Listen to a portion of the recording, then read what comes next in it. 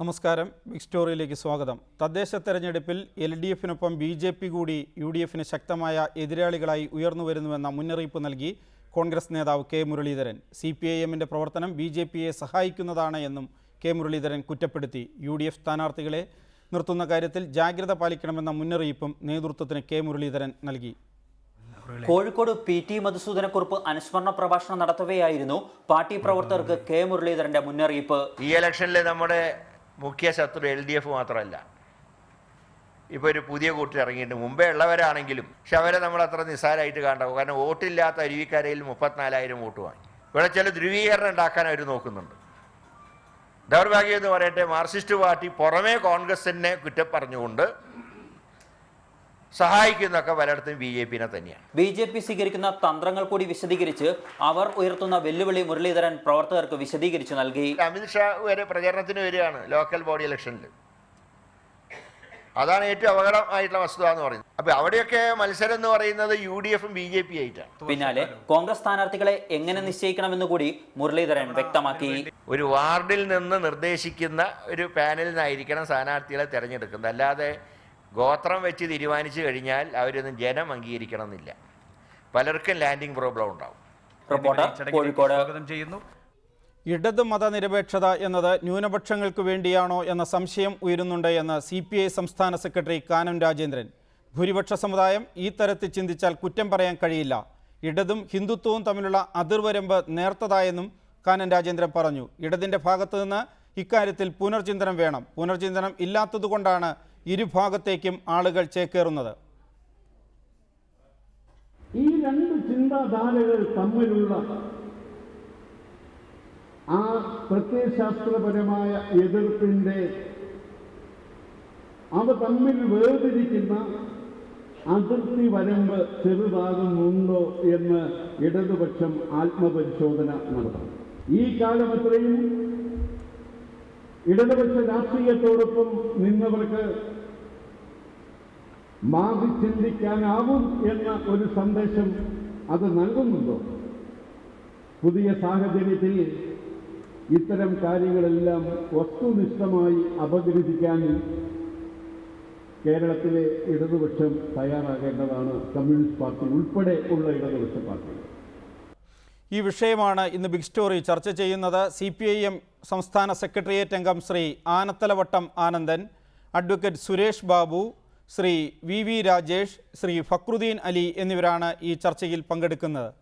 ശ്രീ സുരേഷ് ബാബു, കേരളത്തിൽ കോൺഗ്രസ്സിന് ആശങ്ക ഉയർത്തുന്ന നിലയിൽ BJP വളരുകയാണോ, അതോ ന്യൂനപക്ഷ വോട്ടുകൾ കേന്ദ്രീകരിക്കുന്നതിന് വേണ്ടി BJP-ക്ക് ഇല്ലാത്ത ശക്തിയും വളർച്ചയും കോൺഗ്രസ് നൽകുകയാണോ?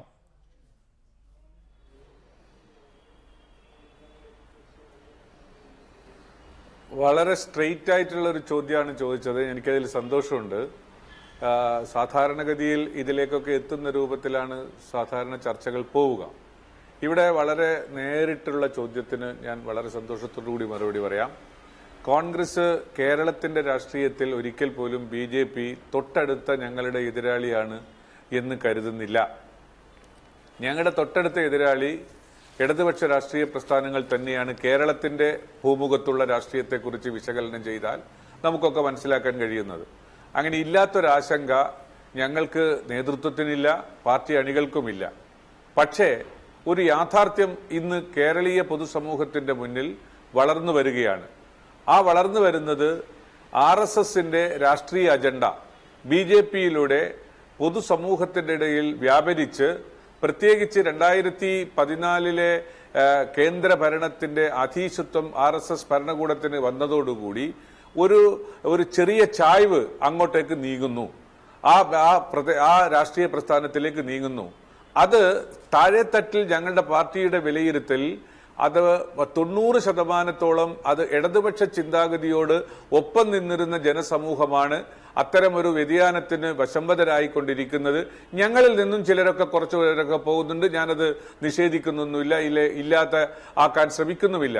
പക്ഷെ ആ വസ്തുത ഇടതുപക്ഷത്തെ ഓർമ്മിപ്പിക്കുകയാണ് ഞങ്ങളെ നേതാവ് ശ്രീമൻ കെ മുരളീധരൻ. ശ്രീ സുരേഷ് ബാബു, കോൺഗ്രസ് പ്രവർത്തകർ മാത്രം പങ്കെടുത്ത തദ്ദേശ തെരഞ്ഞെടുപ്പിന്റെ ഒരുക്കങ്ങളെക്കുറിച്ചടക്കം സംസാരിച്ച ഒരു അനുസ്മരണ യോഗത്തിൽ ഈ തെരഞ്ഞെടുപ്പിൽ മുഖ്യശത്രു LDF മാത്രമല്ല, വോട്ടില്ലാത്ത അരുവിക്കരയിൽ 34,000 വോട്ട് BJP കിട്ടിയത് O രാജഗോപാൽ മത്സരിച്ചതുകൊണ്ട് മാത്രമല്ല, ഇവിടെ ചില ധ്രുവീകരണം ഉണ്ടാക്കിയാണ് എന്ന് പറയുമ്പോൾ, ഇപ്പോൾ ഇടതുപക്ഷത്തിൻ്റെ ഏറ്റവും വലിയ വിമർശനം അരുവിക്കരയിൽ BJP 2ാം സ്ഥാനത്താണ് എന്ന മുഖ്യമന്ത്രിയുടെ പ്രസ്താവന, അതാണ് ശരിക്കും ന്യൂനപക്ഷ ധ്രുവീകരണവും ഭൂരിപക്ഷ ധ്രുവീകരണവും സൃഷ്ടിച്ചത് എന്നാണ്. അങ്ങനെ ഒരാശങ്ക ഇടതുപക്ഷത്തിൽ നിന്നുള്ള വോട്ടു ചോർച്ചയെക്കുറിച്ചാണെങ്കിൽ എന്തിന് നിങ്ങൾ പറയണം നിങ്ങളുടെ പ്രവർത്തകർ കൂടുതലായി പങ്കെടുത്ത ഒരു യോഗത്തിൽ? 2, ഈ ധ്രുവീകരണം ഉണ്ടെങ്കിൽ ഇടതുപക്ഷത്തോടൊപ്പമോ അല്ലെങ്കിൽ അതിന് തൊട്ടു പിന്നിലോ ശക്തിയാണ് BJP എന്ന് പറഞ്ഞുകൊണ്ട് അവരുടെ ശക്തിയെ പെരുപ്പിച്ച് കാണിച്ചുകൊണ്ട് അവരെ വളർത്താൻ സഹായിക്കുന്ന ഒരു നിലപാടാണോ ഇപ്പോൾ കേരളത്തിൽ സ്വീകരിക്കേണ്ടത്?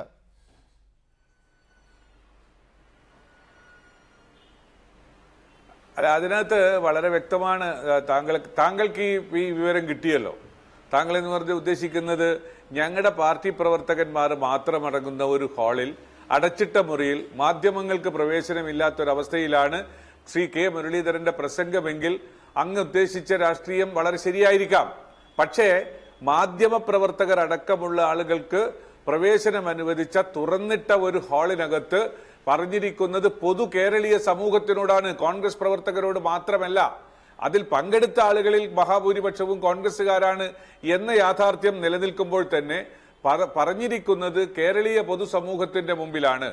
അത് ആദ്യത്തെ ചോദ്യത്തിനുള്ള ഉത്തരമാണെങ്കിൽ, രണ്ടാമത്തെ വസ്തുത, ഇവിടെ ഇടതുപക്ഷ പ്രസ്ഥാനങ്ങൾ അതിന് ഈ ജയിക്കാൻ പോകുന്നു എന്ന് പ്രചരണം നടത്തി ഗവൺമെന്റിനെതിരെ വളരെ ശക്തമായ ആക്ഷേപങ്ങൾ ചൊരിഞ്ഞ് ഈ തെരഞ്ഞെടുപ്പ് അരുവിക്കര തെരഞ്ഞെടുപ്പ് ഞങ്ങൾ ജയിക്കുകയാണ് എന്ന് വരുത്തി തീർത്ത് അതിൽ ഞാൻ വളരെ വ്യക്തമായി നമുക്ക് ഓർമ്മിക്കണം, ശ്രീ പിണറായി വിജയനെ പോലെ വളരെ പരിണിതപ്രജ്ഞനായ ഒരു നേതാവ് ബൂത്ത് പ്രവർത്തനത്തിൽ നേരിട്ടിടപെട്ട് ജയത്തിനു വേണ്ടി പരിശ്രമിച്ച് പരാജയത്തിന്റെ കയ്പ് നീര് കടിച്ചു വാങ്ങിയപ്പോ അതിനൊരു ന്യായീകരണം കണ്ടെത്താൻ, അതിന് അണികളിലിടയിലും പാർട്ടി നേതൃത്വത്തിന്റെ ഇടയിലും ന്യായീകരണം കണ്ടെത്താൻ ഒരു വർഗീയ ധ്രുവീകരണത്തെക്കുറിച്ച് അല്ലെങ്കിൽ ജാതീയ ധ്രുവീകരണത്തെക്കുറിച്ച് പറഞ്ഞ് രക്ഷ നേടാനുള്ള ഇടതുപക്ഷ ശ്രമത്തിന് ഉള്ള ഒരു തിരിച്ചടിയാണ് എന്ന് മാത്രമേ എനിക്ക് അതിനെക്കുറിച്ച് പറയാനുള്ളൂ.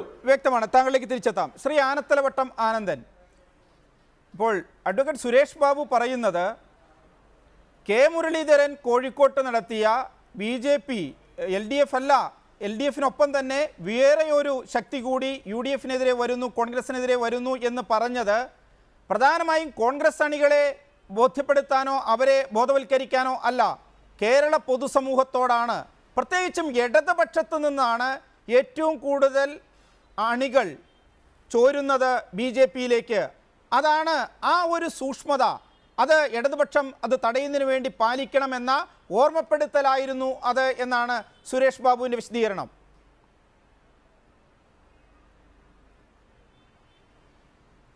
സുരേഷ് ബാബുവിൻ്റെ വിശദീകരണവും മുരളീധരൻ്റെ പ്രസംഗവും രണ്ടും കോൺട്രഡിക്ടറിയാണ്, വൈരുദ്ധ്യമുള്ളതാണ്. മുരളീധരൻ പറഞ്ഞതിന് വ്യത്യസ്തമായ ഒരു അഭിപ്രായമാണ് സുരേഷ് ബാബു പറഞ്ഞ് മുരളീധരൻ്റെ അഭിപ്രായത്തോട് യോജിക്കുന്നില്ലെന്നാണ്. ഇവിടെ BJPക്ക് ഇല്ലാത്ത വോട്ടല്ല അവിടെ കിട്ടിയത്. 22,000-ഓളം മെമ്പർഷിപ്പുള്ള ഒരു മണ്ഡലമാണ് BJPക്ക് അരുവിക്കര. അവിടെ അവർക്ക് 24,000 വോട്ട് കൂടുതൽ കിട്ടിയെങ്കിൽ അതിൽ അത്ഭുതപ്പെടാനൊന്നുമില്ല. പിന്നെ സാമുദായിക ധ്രുവീകരണം ഉണ്ടാക്കിയെടുക്കാൻ ബോധപൂർവമായൊരു പരിശ്രമം തെരഞ്ഞെടുപ്പിന് മുമ്പ് ശ്രീ ഉമ്മൻചാണ്ടി നടത്തിയത് നിങ്ങൾക്കെല്ലാം ഓർമ്മയുണ്ടാവും. BJP ആണ് തൊട്ടടുത്ത് നിൽക്കുന്നത്, LDF അല്ല. LDF ഞങ്ങളുമായിട്ടല്ല മത്സരം, BJPയുമായിട്ടാണ്. അത് പറഞ്ഞത് ബോധപൂർവമാണ്.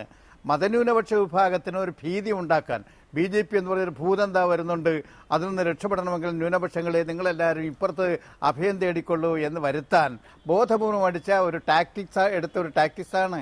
അതേ ടാക്ടിക്സാണ് ഇപ്പോൾ മുരളീധരൻ എടുക്കുന്നത്. BJP ഒരു ഉമ്മാക്കിയെ കാണിച്ചുകൊണ്ട് ഇടതുപക്ഷക്കാരെല്ലാം ന്യൂനപക്ഷ വിഭാഗങ്ങളെല്ലാം കോൺഗ്രസിന്റെ പിന്നിൽ അണിനിരക്കണം എന്നതാണ്. കോൺഗ്രസിന്റെ പിന്നിലായാലും BJPയുടെ മുന്നിലായാലും ഏത് ഇടതുപക്ഷത്തിന് പിന്നിലായും ജനങ്ങൾ അണിനിരക്കുന്നത് അവരുടെ ജീവിത പ്രശ്നങ്ങളുമായി ബന്ധപ്പെടുത്തിയിട്ടാണ്. കോൺഗ്രസിന്റെ കയ്യിലായിരുന്നല്ലോ ഇന്ത്യ മഹാരാജ്യം, ഇപ്പൊ എവിടെ കിടക്കുന്നു? ആ കിടക്കാനുള്ള ഇടയായതെന്ത്? ജനകീയങ്ങളുടെ പ്രശ്നങ്ങൾക്ക് പരിഹാരം കാണാൻ അവരെ കൊണ്ടായില്ല. അങ്ങനെ വർഗരാഷ്ട്രീയത്തിലേക്ക് പോകുമ്പോൾ തന്നെ ഇപ്പോൾ CPIയുടെ സംസ്ഥാന സെക്രട്ടറി കാനൻ രാജേന്ദ്രൻ ഇന്നിപ്പോൾ കണ്ണൂരിൽ പറഞ്ഞത് ഇടതുപക്ഷ മതനിരപേക്ഷത എന്നത് ന്യൂനപക്ഷങ്ങൾക്ക് വേണ്ടിയാണോ എന്ന് സംശയം ഉയരുന്നുണ്ട്. അതുകൊണ്ട് ഭൂരിപക്ഷ സമുദായം ഈ തരത്തിൽ ചിന്തിച്ചാൽ അവരെ കുറ്റം പറയാൻ കഴിയില്ല. ഇടതും ഹിന്ദുത്വവും തമ്മിലുള്ള അതിർവരമ്പ് നേർത്തതാണ്. ഇതാണ് കാനം രാജേന്ദ്രൻ പറയുന്നത്. അപ്പോൾ മതേതരത്വത്തെക്കുറിച്ചുള്ള ഇടതുപക്ഷത്തിൻ്റെ നിലപാട് അത് ന്യൂനപക്ഷങ്ങൾക്ക് വേണ്ടിയാണോ എന്ന് ഭൂരിപക്ഷ സമുദായം സംശയിക്കുന്നു എന്ന് CPIയുടെ സംസ്ഥാന സെക്രട്ടറിക്ക് തോന്നുന്നു.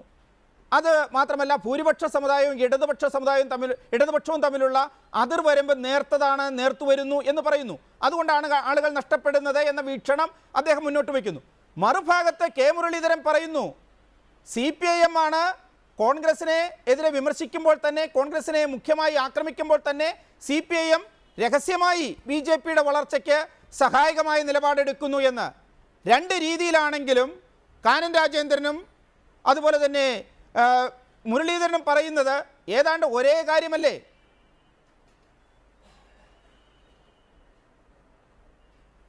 അതല്ല, ഈ പറയുന്നതിനുള്ളൊരു വൈരുദ്ധ്യം നിങ്ങൾ നോക്കൂ. BJP ഇന്ന് അധികാരത്തിലിരിക്കുന്ന സംസ്ഥാനങ്ങളെല്ലാം ആരുടെ കയ്യിലിരുന്നത്? കോൺഗ്രസിൻ്റെ ഇരുന്നല്ലേ? കോൺഗ്രസിൻ്റെ സമുന്നതരായ നേതാക്കന്മാർ, കേന്ദ്രമന്ത്രിമാർ വരെ ആയിരുന്നവരല്ലേ BJPയുടെ ചേർന്ന് ഇന്നത്തെ മന്ത്രിസഭയിൽ ചേരുകയും അതിൻ്റെ MPമാരാകുകയും BJPയുമായി നിൽക്കുന്നത് കമ്മ്യൂണിസ്റ്റുകാരെങ്കിലും ആണോ? മുരളീധരനും കോൺഗ്രസിൻ്റെ നേതാവിൻ്റെ സ്നേഹിതൻ സുരേഷ് ബാബു ഒക്കെ പറയുന്നതിൽ എന്തർത്ഥമുണ്ട്? നിങ്ങൾക്ക് ശക്തി ഉണ്ടായിരുന്നിടത്താണ് BJP വളർന്നിട്ടുള്ളത്. ഇടതുപക്ഷത്തിന് ശക്തി ഉള്ളിടത്തല്ല. എത്ര കാലമായി അവർ ശ്രമിക്കുന്നത്? ഇവിടെ ഒരു അക്കൗണ്ട് തുറക്കാൻ സാധിച്ചില്ലല്ലോ. അവർ കുറച്ച് വളർച്ച നേടിയിട്ടുണ്ട്. ആ വളർച്ച കേന്ദ്രത്തിൽ മോഡി വന്നു. ആ മോഡി വന്നിരിക്കുന്നതിൻ്റെ ഫലമായി വലിയ പ്രതീക്ഷ ജനങ്ങളുടെ ഇടയിൽ കൊടുത്തുകൊണ്ട് ആ മോഡിയുടെ ഭരണം വന്നാൽ കേരളത്തിലെ ജനങ്ങൾക്ക് രക്ഷ കിട്ടും, തൊഴിലാത്ത ചെറുപ്പക്കാർക്കെല്ലാം രക്ഷ കിട്ടും എന്ന പ്രചാരവേല നടത്തി കുറേ പേരെ വ്യാപമിപ്പിച്ചിട്ടുണ്ട്. അത് അസ്ഥാനത്താവും വളരെ വേഗത്തിൽ. അവരുടെ ആ പ്രതീക്ഷകളൊക്കെ നിരാശരാകുമ്പോൾ അവിടെ പിടിച്ചു നിൽക്കാനൊക്കില്ല. അത് കോൺഗ്രസിൻ്റെ കൂടെ നിന്ന ആൾക്കാർ തന്നെ നിരാശരായി മാറി BJPയിലേക്ക് പോയി. BJPയിൽ നിൽക്കുന്ന ആൾക്കാർ അവിടെ നിന്നാലും സാധിക്കില്ലെന്ന് കണ്ടാൽ അവരതിൽ നിന്ന് മാറി വരും. കാനം രാജേന്ദ്രൻ ഒരിക്കലും ഈ മതനിരപേക്ഷത ഒഴിവാക്കണം, അത് മതന്യൂനപക്ഷങ്ങളുടെ ഇടയിൽ വലിയ അവരെ പ്രീണിപ്പിക്കുന്ന ഒരു നയമാണെന്ന് ഭൂരിപക്ഷം ചിന്തിക്കുന്നു. ആർക്കെങ്കിലും അങ്ങനെ ചിന്തയുണ്ടാവും. പക്ഷേ നമുക്ക് ആ നിലപാടൊന്ന് മാറാനേ സാധിക്കില്ല. മതനിരപേക്ഷത ഉയർത്തിപ്പിടിച്ച് മാത്രമേ ഈ രാജ്യത്തെ രക്ഷിക്കാൻ സാധിക്കൂ, ജനങ്ങളുടെ താല്പര്യം സംരക്ഷിക്കാനോ. ശ്രീ ആനത്തലവട്ടമാനന്ദൻ, കാനം രാജേന്ദ്രൻ പറഞ്ഞത് ഇടത് മതനിരപേക്ഷതയെക്കുറിച്ച് ഒരു സംശയം ഉയർന്നിരിക്കുന്നു. അത് ന്യൂനപക്ഷങ്ങൾക്ക് വേണ്ടിയാണോ എന്ന സംശയം ഭൂരിപക്ഷ സമുദായത്തിനുള്ളിൽ ഉയർന്നിരിക്കുന്നു. മാത്രമല്ല, ഭൂരിപക്ഷ സമുദായവും അതുപോലെ ഹിന്ദുത്വ രാഷ്ട്രീയവും ഇതും തമ്മിലുള്ള അതിർവരമ്പ് അത് നേർത്തതാകുന്നു. അതുകൊണ്ടാണ് ആളുകൾ പോകുന്നത്. അതുകൊണ്ട് കാര്യങ്ങൾ പുനഃപരിശോധിക്കണം എന്നാണ്. മറുഭാഗത്ത് ഇത് തന്നെയാണ് കെ മുരളീധരൻ വേറൊരർത്ഥത്തിൽ പറയുന്നത്. അതല്ലെങ്കിൽ ഇപ്പോൾ അഡ്വക്കേറ്റ് സുരേഷ് ബാബു പറഞ്ഞത് ഇടതുപക്ഷത്ത് നിന്നാണ് കൂടുതൽ പേർ BJPയിലേക്ക് മാറുന്നത് എന്ന്. അങ്ങനെ വരുമ്പോൾ അത് പുനഃപരിശോധിക്കേണ്ടതില്ലേ? അതല്ല, കോൺഗ്രസ് ന്യൂനപക്ഷ പ്രീണനത്തിന് വേണ്ടിയാണ് എന്നാണെങ്കിൽ അത് തുറന്നു കാട്ടേണ്ടതില്ലേ?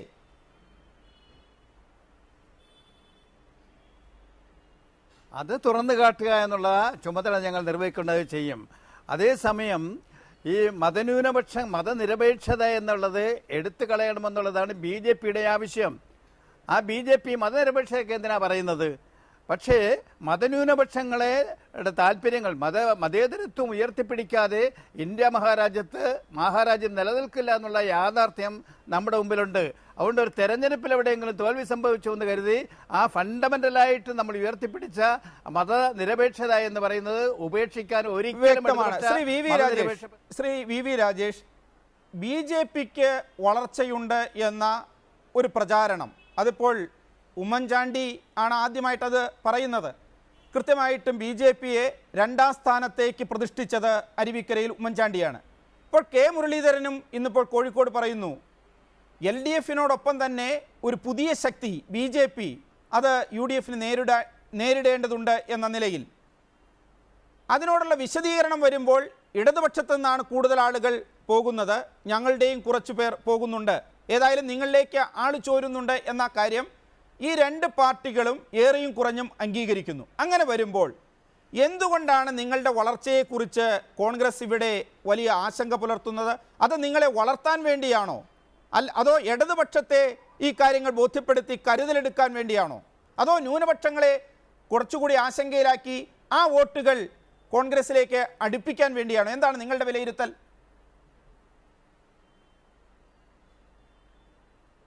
ശ്രീ പി കെ പ്രകാശ്, ഇതിനൊക്കെ തന്നെ മറുപടി പറയേണ്ടത് ഇത് ഈ രീതിയിലുള്ള പ്രസംഗങ്ങൾ നടത്തുന്ന നേതാക്കന്മാരാണ്. ഇവിടെ ഞങ്ങളുടെ വിലയിരുത്തൽ BJP ശ്രീ കെ മുരളീധരൻ പറഞ്ഞതുപോലെ ഒരു പുതിയ പ്രതിഭാസമൊന്നുമല്ല. 1980 മുതൽ ഞങ്ങളിവിടെ പ്രവർത്തിച്ചു കൊണ്ടിരിക്കുകയാണ്. പക്ഷേ ഞങ്ങളുടെ പ്രവർത്തനം തെരഞ്ഞെടുപ്പ് രാഷ്ട്രീയത്തിൽ വിജയത്തിലേക്ക് എത്തുവാൻ വേണ്ടി കുറച്ച് സമയമെടുത്തു. പഞ്ചായത്തുകളിലൊക്കെ നേരത്തെ ജയിച്ചു, അസംബ്ലിയിലേക്ക് ഞങ്ങൾ എത്തിക്കൊണ്ടിരിക്കുക. ഇവിടെ സംഭവിച്ചത് ഈ രണ്ട് മുന്നണികളും കുറേ മാധ്യമങ്ങളെയും കൂട്ടുപിടിച്ചുകൊണ്ട് BJPക്കെതിരെ നല്ലൊരു പ്രചരണം അഴിച്ചുവിട്ടിരുന്നു. കഴിഞ്ഞ 10, 20, 25 വർഷമായി ജനങ്ങൾ ആ പ്രചരണത്തെ കുറെ വിശ്വസിക്കേണ്ടി വന്നു. എന്നാൽ അത് മനസ്സിലാക്കിക്കൊണ്ട് ഞങ്ങൾ കൂടുതൽ കഠിനാധ്വാനം ചെയ്തുകൊണ്ട് ജനങ്ങളുടെ ഇടയിലേക്ക് ഇറങ്ങിച്ചെല്ലുവാനും ഞങ്ങളുടെ പാർട്ടിയിൽ നിന്നും അകന്നു നിന്നിരുന്ന പട്ടികജാതി പട്ടികവർഗ സമുദായം, അതോടൊപ്പം തന്നെ ന്യൂനപക്ഷ സമുദായത്തിലെ ക്രൈസ്തവ ഇസ്ലാമിക സമൂഹത്തിലേക്കും കൂടുതൽ കടന്നു കയറുവാൻ വേണ്ടിയും എന്താണ് BJP എന്ന് മനസ്സിലാക്കി കൊടുക്കുവാനും വേണ്ടി കഴിഞ്ഞ ഒരു 15 വർഷമായി ഞങ്ങൾ ശ്രമം നടത്തി വരികയായിരുന്നു. നരേന്ദ്രമോദിയുടെ നേതൃത്വത്തിലുള്ള ഗവൺമെൻറ് അധികാരത്തിൽ വരുവാനുള്ള സാഹചര്യം ഉണ്ടായപ്പോൾ മോഡി വളരെ വലിയ എന്തോ കുഴപ്പം കാണിക്കുന്ന ആളാണ് എന്ന് പറഞ്ഞ് ഇടതുപക്ഷവും കോൺഗ്രസും പ്രചരണം നടത്താൻ നോക്കി. ജനങ്ങൾ മോഡിയെക്കുറിച്ച് കൂടുതൽ പഠിച്ചു. അദ്ദേഹം കഴിഞ്ഞ 1 വർഷമായി രാജ്യം ഭരിക്കുന്നു. ഈ ബഹുമാനപ്പെട്ട ആനത്തലവട്ടം പറഞ്ഞതുപോലെയൊന്നുള്ള ഒരു അപകടവും സംഭവിക്കുന്നില്ല. അപ്പോൾ ഇതൊക്കെ മനസ്സിലാക്കിക്കൊണ്ട് രാജ്യം വികസനത്തിലേക്ക് കുതിക്കുന്നു. കേരളത്തിലെ സാധാരണക്കാരായ ജനങ്ങൾ, അടിസ്ഥാന ജനവിഭാഗങ്ങൾ BJPയെക്കുറിച്ച് ചിന്തിക്കാൻ തുടങ്ങിയപ്പോഴേക്കും മനസ്സിലായി ഈ കേരളം മുന്നോട്ട് വികസനത്തിൻ്റെ കാര്യത്തിൽ മുന്നോട്ട് പോകാത്തത്, കേരള നിയമസഭ കൺസ്ട്രക്റ്റീവായിട്ടൊരു കാര്യവും ചർച്ച ചെയ്യാൻ പോലും സാധിക്കാത്തത് UDFിൻ്റെ അഴിമതിയും LDFിൻ്റെ ഒത്തുതീർപ്പ് രാഷ്ട്രീയം കൊണ്ടാണെന്നും അതിനേക്കാൾ വളരെ മെച്ചമാണ് BJP എന്നും BJPയെക്കുറിച്ച് ഞങ്ങൾ മനസ്സിലാക്കിയത് തെറ്റിദ്ധാരണാകരമായ വിവരങ്ങളായിരുന്നു എന്ന് മനസ്സിലാക്കിക്കൊണ്ട് ജനങ്ങൾ ഞങ്ങൾക്ക് വോട്ട് ചെയ്യാൻ തീരുമാനിച്ചിരിക്കുന്നു. അരുവിക്കരയിൽ ഞങ്ങൾക്ക് ഇത്രയും വോട്ട് നേടിത്തന്നത് ബഹുമാനപ്പെട്ട കേരള മുഖ്യമന്ത്രിയോ LDFോ അല്ല, അതിൻ്റെ നേതാക്കന്മാരോ അല്ല, അവിടുത്തെ ജനങ്ങളാണ് വോട്ട് ചെയ്തിട്ടുള്ളത്. അതിൽ നല്ലൊരു വിഭാഗം വോട്ട് LDFിൻ്റെയും കുറേ വോട്ടുകൾ UDFിൻ്റെയും ഭാഗത്തു നിന്നും വന്നിട്ടുണ്ട്. അതിൻ്റെ കാരണം LDFിൻ്റെ പ്രത്യയശാസ്ത്രപരമായുള്ള പരാജയമാണ്. CPIMൻ്റെ നേരത്തെ ചർച്ച ചെയ്തതുപോലെ ബഹുമാനപ്പെട്ട സംസ്ഥാന സെക്രട്ടറി തന്നെ നേരിട്ട് ബൂത്തുകളിൽ പോയിട്ടും അവരുടെ വോട്ട് ചോർന്നുവെങ്കിൽ അരുവിക്കര നമ്മൾ ഏറെ ചർച്ച ചെയ്താണ്. അതിലേക്ക് വരാം. ശ്രീ ഫക്രുദ്ദീൻ അലി, ഇവിടെ ഇന്ത്യയിൽ ബാബറി മസ്ജിദിൻ്റെ തകർച്ചയ്ക്ക് വഴിയൊരുക്കിയത്, അതിൽ കോൺഗ്രസ് സർക്കാരിൻ്റെ പങ്ക്, നരസിംഹറാവുവിൻ്റെ മൗനം, ഇതൊക്കെ ഏറെ ചർച്ച ചെയ്യപ്പെട്ടിട്ടുണ്ട്. അതുപോലെ ഗുജറാത്ത് കലാപം, അതിനുശേഷം ക്രിസ്ത്യൻ പള്ളികൾ ആക്രമിക്കപ്പെട്ടത്, അതുപോലെ ക്രിസ്തീയ വിശ്വാസികൾക്ക് നേരെ ഇന്ത്യയുടെ പല ഭാഗത്തും നടന്ന അതിക്രമം, ആ സമയത്തെല്ലാം ഹിന്ദുത്വ ശക്തികൾക്കൊപ്പം നിശബ്ദത പുലർത്തുകയോ ഒപ്പം ചേരുകയോ ചെയ്ത കോൺഗ്രസ്, അതേസമയം ന്യൂനപക്ഷങ്ങൾക്ക് വേണ്ടി വളരെ ശക്തമായ രാഷ്ട്രീയ നിലപാട് സ്വീകരിച്ച് ഉറച്ചു നിന്ന ഇടതുപക്ഷം. കേരളമാണല്ലോ ഇന്ത്യയിൽ തന്നെ ന്യൂനപക്ഷ രാഷ്ട്രീയത്തിന് ദിശാബോധം നൽകുന്ന പ്രദേശം. എന്നിട്ടും എന്തേ കേരളത്തിൽ ഇടതുപക്ഷത്തോടാണ് തങ്ങൾ കൂടുതൽ ചേർന്ന് നിൽക്കേണ്ടത് എന്ന് ഇവിടുത്തെ ന്യൂനപക്ഷ സമുദായങ്ങൾക്ക് തോന്നാത്തത്? മാത്രമല്ല BJP വളരുന്നു, O രാജഗോപാൽ വരുന്നു എന്ന് ഉമ്മൻചാണ്ടി പറയുമ്പോഴേക്കും, കെ മുരളീധരൻ പറയുമ്പോഴേക്കും എന്തുകൊണ്ടാണ് ഈ ന്യൂനപക്ഷം അവർക്ക് ഉറച്ചു വിശ്വസിക്കാവുന്ന ഇടതുപക്ഷത്തേക്കും നീങ്ങാതെ എന്തുകൊണ്ട് പലപ്പോഴും വർഗീയതയെ താലോലിച്ച കോൺഗ്രസിൻ്റെ UDFിൻ്റെ പക്ഷത്തേക്ക് ഓടിക്കൂടുന്നു? എന്താണ് അതിൻ്റെ രാഷ്ട്രീയം? ഇടതുപക്ഷത്തിൻ്റെ പോരായ്മയാണോ, അതോ കേരളത്തിലെ ന്യൂനപക്ഷങ്ങളുടെ ദിശാബോധം നഷ്ടപ്പെട്ടതാണോ, അതോ അവരുടെ ഭരണ പങ്കാളിത്തത്തോടുള്ള ആർത്തിയാണോ?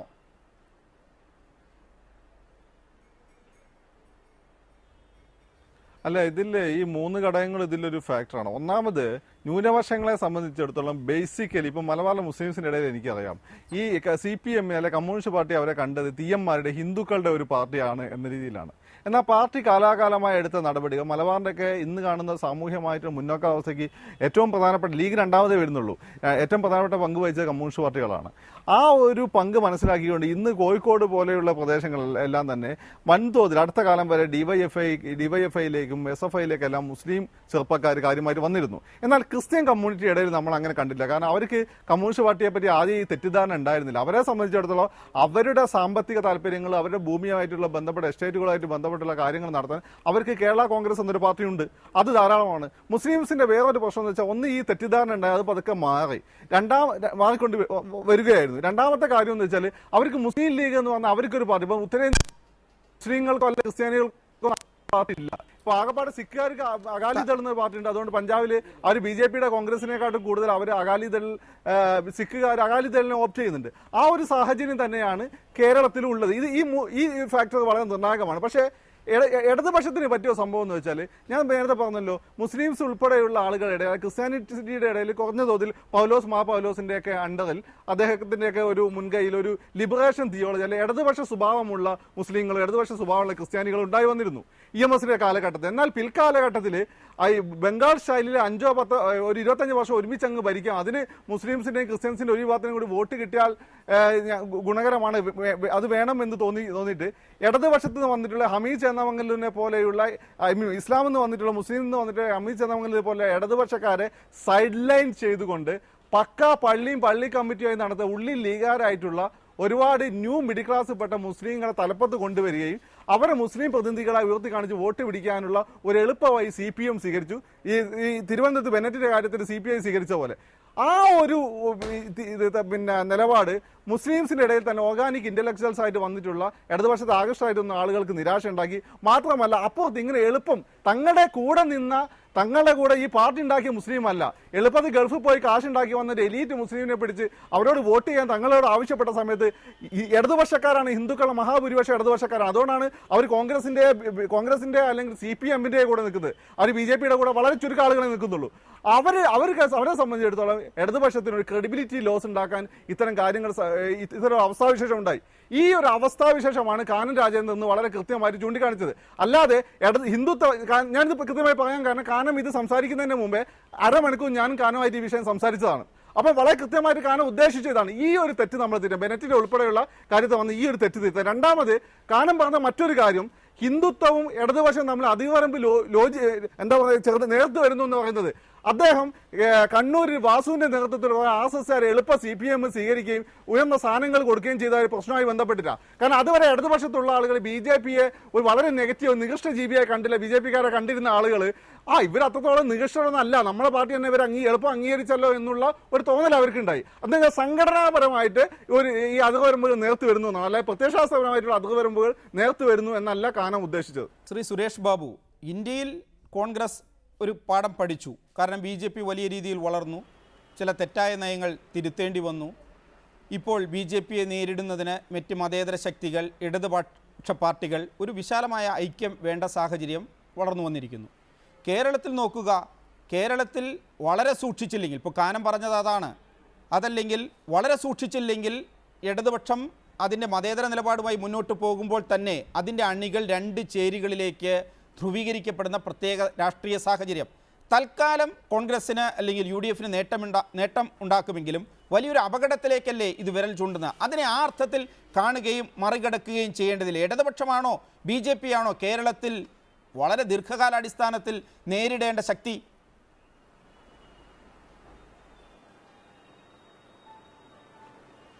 പ്രകാശ്, ഇതിനകത്ത് വളരെ ശക്തമായ രാഷ്ട്രീയ നിലപാടുകൾ നമ്മൾ ഉറപ്പിച്ച് പറഞ്ഞേ മതിയാകും.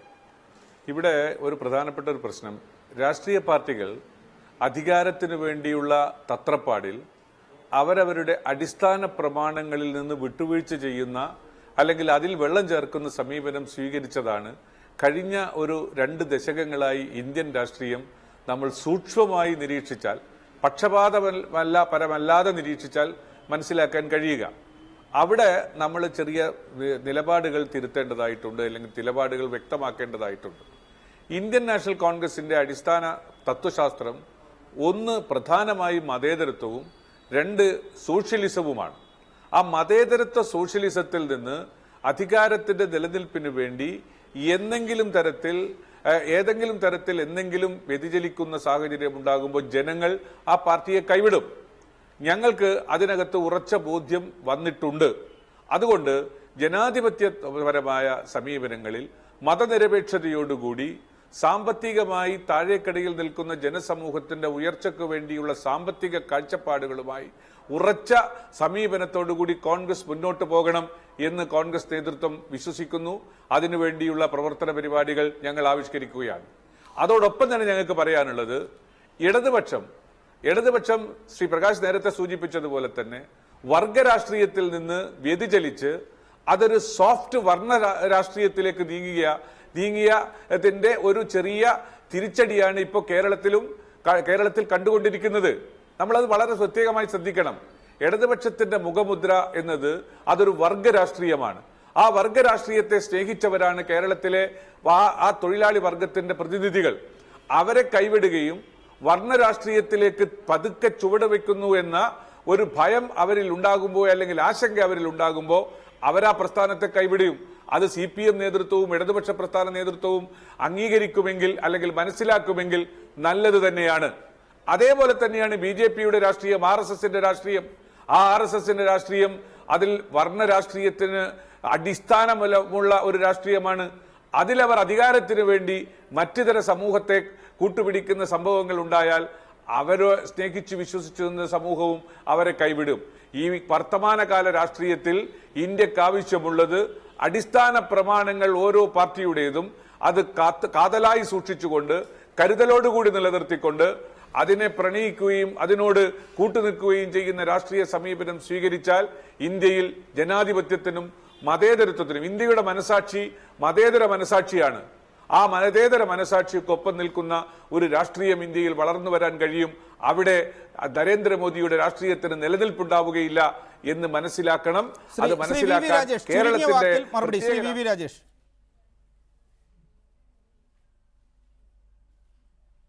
ഇന്ത്യയുടെ വർത്തമാനകാല രാഷ്ട്രീയം ആഗ്രഹിക്കുന്ന ഭരണകൂടത്തിൽ തന്നെയാണ് കിട്ടിയിരിക്കുന്നത്.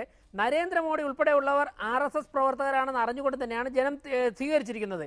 ഞാനിവിടെ ബഹുമാനപ്പെട്ട ശ്രീ K. മുരളീധരൻ MLA കേരളത്തിലെ ഒരു രാഷ്ട്രീയ യാഥാർത്ഥ്യം മനസ്സിലാക്കിക്കൊണ്ട് പറയുമ്പോഴേക്കും ജഗദാംബിക പാൽ എന്ന ഉത്തർപ്രദേശിലെ മുൻ മുഖ്യമന്ത്രി ഇന്ന് BJPയില ശ്രീ K. മുരളീധരൻ ഉൾപ്പെടെയുള്ള നേതാക്കന്മാരെ ഞങ്ങൾ പ്രതീക്ഷിക്കുന്നുണ്ട്. മാറിയ രാഷ്ട്രീയ സാഹചര്യത്തിൽ അവർക്കും ഇങ്ങനെ ചിന്തിക്കാം. മറ്റൊന്ന്, ശ്രീ K. മുരളീധരന് കോഴിക്കോട് ജില്ല വിട്ട്, അദ്ദേഹത്തിന്റെ തട്ടകമായ കോഴിക്കോട് ജില്ല വിട്ട് ഭൂരിപക്ഷ സമുദായം കൂടുതലുള്ള തിരുവനന്തപുരത്ത് നിന്ന് മത്സരിക്കേണ്ടി വന്നിരിക്കുന്നു. അതിന്റെ രാഷ്ട്രീയ യാഥാർത്ഥ്യം ചർച്ച ചെയ്യുമ്പോൾ വളരെ വ്യക്തമാണ് BJPയിലേക്ക് ഒഴുക്കുണ്ട് എന്ന് രണ്ട് മുന്നണികളും ഒരുപോലെ തന്നെ അംഗീകരിക്കുന്നു ഏറ്റക്കുറച്ചിലൂടെ. പക്ഷേ കേരളത്തിൻ്റെ സാമുദായിക അന്തരീക്ഷം, സാമൂഹ്യ അന്തരീക്ഷം അത് വർഗീയവൽക്കരിക്കപ്പെടാതിരിക്കാൻ ഏറെ ശ്രദ്ധിക്കേണ്ടതുണ്ട്. പക്ഷേ എന്ത് ചെയ്യണം എന്ന അവ്യക്തത എല്ലാ മുന്നണികൾക്കുമുണ്ട്. വളരെ നന്ദി ശ്രീ ആനത്തലവട്ടം ആനന്ദൻ, ശ്രീ സുരേഷ് ബാബു, ശ്രീ VV രാജേഷ്, ശ്രീ ഫക്രുദ്ദീൻ അലി ഈ ചർച്ചയിൽ പങ്കെടുത്തതിന് ബിഗ് സ്റ്റോറി ഇവിടെ അവസാനിക്കുന്നു. നമസ്കാരം.